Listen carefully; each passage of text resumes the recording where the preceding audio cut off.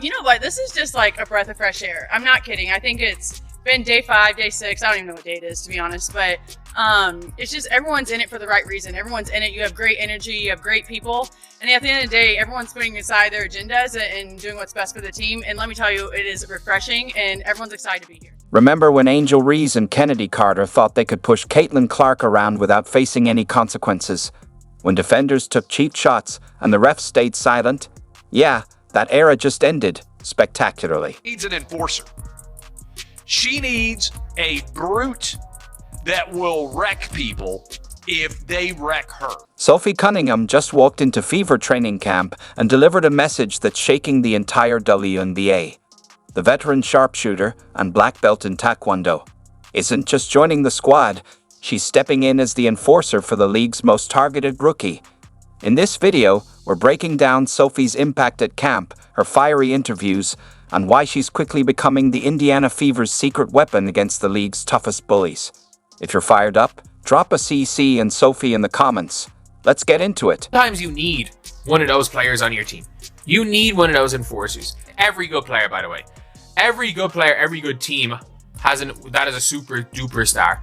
Most of the time have enforcer type players. Remember when Caitlin Clark entered the WNBA as the most hyped rookie in history? The excitement was electric, but it didn't take long for things to turn ugly. As the season unfolded, a disturbing pattern shocked fans and analysts alike. The numbers don't lie. A staggering 17% of all flagrant fouls in the entire WNBA were committed against one player, Caitlin Clark. Let that sink in. One rookie, in a league full of elite talent, absorbed nearly a fifth of the league's most dangerous fouls. This wasn't random. It was targeted. It was calculated. There's a hot topic going on right now. Caitlin Clark says she got cheap shotted against the sky. I mean, throughout the season, she's been getting beat up. Hard screens, elbows, knocked down. Game after game, the pattern became too blatant to ignore. Opponents weren't just playing tough defense. They were targeting Caitlin Clark with hard screens, excessive body contact, and borderline dangerous plays. What should have been a showcase of generational talent quickly morphed into a nightly gauntlet of cheap shots and intimidation tactics. Some of the worst offenders stood out like a sore thumb. Angel Reese took the lead as Clark's most visible antagonist, blending relentless physicality with non-stop trash talk aimed at rattling the rookie. But the most egregious moment, that belonged to Kennedy Carter, whose blindside shoulder check during a fast break didn't just break the rules, it broke the internet. The clip went viral within minutes, not because it was impressive, but because it was unmistakably dirty. That's all I see.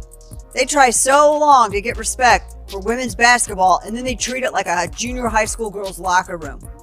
Junior high school girl antics on the court. What made the situation even more frustrating was the lack of protection from officials. Time and again, referees let obvious fouls slide, calls that would have been automatic for other players. As a result, Clark was forced to battle through a relentless barrage of physical play while also trying to lead a young, inexperienced Fever squad still finding its identity. She needs an enforcer, and if it ain't gonna be me, Michelle Rappaport, like, where is Charlize Oakley? Doesn't her team have like a Zavaria McDaniels or a Rakisha Mahorn? She needs like a goon on her team, because when your star player that's bringing so much money, so much attention to the league, and it's a collective, it's a bunch of them, it's been brewing. Through it all, Clark displayed exceptional composure. Despite enduring treatment that would have pushed many veterans to speak out, she never once used the media to criticize referees or opponents. Instead, she kept her focus, played through the contact, and carried herself with a level of professionalism far beyond her rookie status. Still, the impact was clear. Her performance, her body language, and even her ability to play freely all reflected the physical toll. The Fever front office saw it too. Night after night, the franchise player took hit after hit, and they knew something had to change. So heading into her sophomore season, they made a bold decision. It wasn't just about improving the roster. It was about building a team designed to protect Clark and ensure she could thrive without being a nightly target. Clark was getting hit a lot. She was getting hit a lot early, and they needed their Charles Oakley. You've got that in Sophie Cunningham. This wasn't just about chasing wins. It was about changing the tone. The Indiana Fever were making it clear. The days of cheap shots and unchecked physicality against Caitlin Clark were over. The team wasn't just being rebuilt. They were fortifying it. And at the center of that shift was a need for leadership on the floor. Someone who could set the tone, hold the line, and send a message. Enter the 6'1" enforcer with a black belt in Taekwondo and a fearless edge. A veteran known across the league for her grit, intensity, and zero-tolerance approach to disrespect. The Fever didn't just add talent. They found the protector they needed. They were doing the offseason. They were trying to get winners, people who know how to compete, people who want to win, and put that together with experience, people who have championships. And so when you have that type of combination, and us kind of young bucks, I'm kind of a tweener, and then you have the vets, you're just trying to be a sponge, you're trying to learn, you're trying to be good now, but at the end of the day, you're trying to be the best when it's preseason, right? And so that's why you have those vets, is so you can learn from them. They've been around the game for a really long time, and that's kind of the refreshing part about being on this team, that everybody wants to learn, and so everyone's dialed in. Enter Sophie Cunningham, a name that already carried weight in WNBA circles. But when she arrived at Indiana Fever training camp and stepped up to the mic, it became clear her impact would go far beyond her impressive 37.8% shooting from beyond the arc. Behind the stats was something even more valuable, a warrior's mentality and a fearless attitude. Her message wasn't rehearsed. It was raw, direct, and impossible to ignore. Sophie wasn't just here to play ball. She was here to draw a line in the sand. In one training camp moment, she made it known. The days of bullying Indiana's star rookie were over. I think that everyone knows that we have something special here. I think a lot of teams have a lot of teams that are special, a lot of rosters that are special, but can you put it together? Can you put aside your agendas? Can you come into work every single day when you're tired, when you're sore, and still get something done and stack the days? And that's what we're doing. Today was tough, you know what I mean? Like, we've been going for a long time. They haven't been, this is not an easy training camp, I'll tell you that, but I think we're going to be better for it. And I think if you ask anyone, everyone kind of just feels that nice energy. As Cunningham stepped into her first Fever media session, reporters braced for the typical talk about new beginnings and team goals.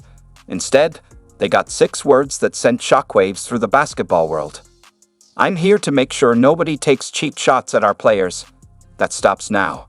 In a time when most athletes stick to polished PR responses, Cunningham's bold declaration felt like a thunderclap, shaking up the status quo and setting the tone for what was to come. In year 7, and I did not believe people when they're like, hey, when you get old, you're going to know. Boy, I think I'm starting to get old, and I hate saying that.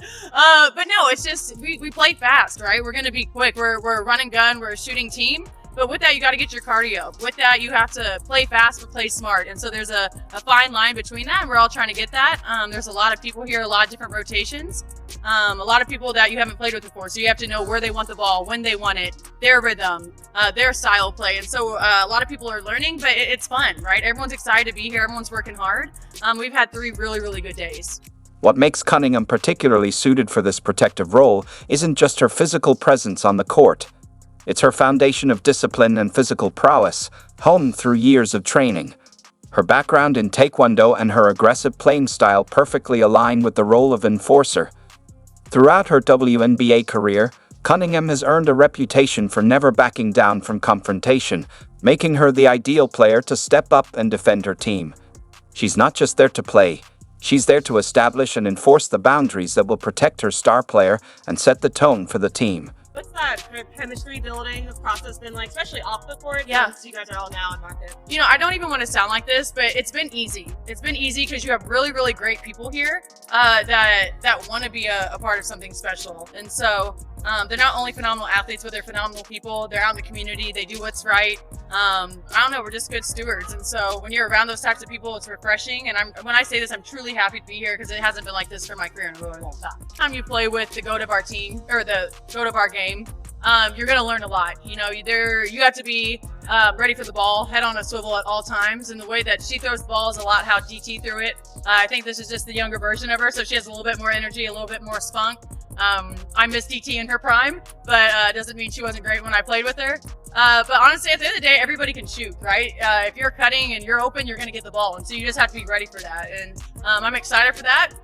And I think you'll see 1 through 5 is interchangeable. I'm grateful and blessed to have my time out in Phoenix. I met a lot of cool people. I had a lot of great teammates. I learned a lot, had a lot of great times, but just a new era for me, right? A new system, a new type of energy, and so of course I'm excited for it. I'm happy to be close to my family. I'm excited to have my teammates, so I'm started to even get close with now, and I think we're going to be a lot of friends, and so I don't know, it's a new vibe, and I'm happy. We have entered Indiana Fever training camp day 3, and Sophie Cunningham is killing it.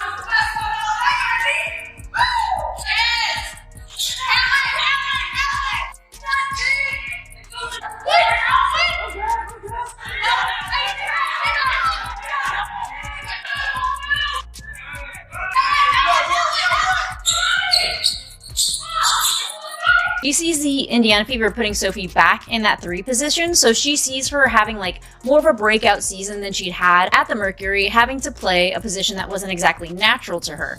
But watching the footage, it's kind of crazy because I see Sophie Cunningham now as being able to play the 1, the 2, the 3, and you know, with her experience over at Mercury, the 4. Sophie Cunningham at the 1 as the point guard, you're crazy, you say. But no. So we have Sophie with the ball. She's running it up the court. She's directing traffic. Nice pass over to, what is that, Jalen?